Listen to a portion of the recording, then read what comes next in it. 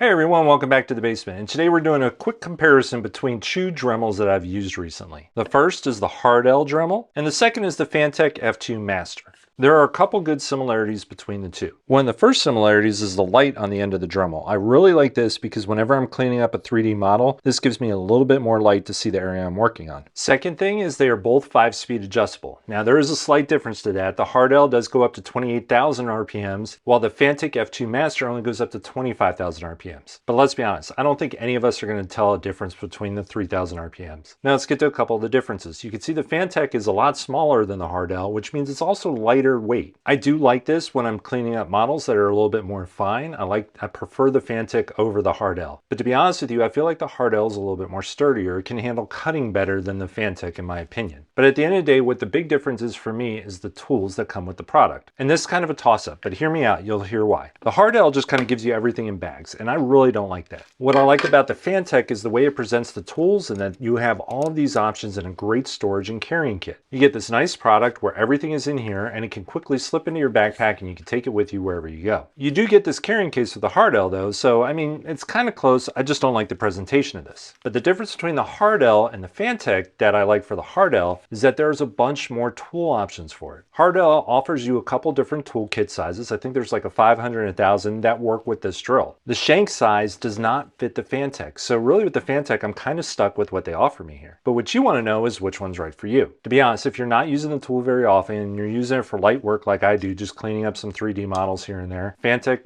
perfect, great item. Nice way to go. If you're looking for a rotary tool that's a little bit more robust, you can get a bunch of additional tools with it that just feels like it's a little bit more sturdy. The Hardell is the way to go, hands down. And on top of all that, this is a lot lighter on the wallet than the Fantech also. Either way you go, you're going to be pleased with what you get. Just make sure it's the tool that you need for the job that you're doing. So as always, I hope these short reviews help with your purchasing decision, and I hope you enjoy the rest of your shopping day.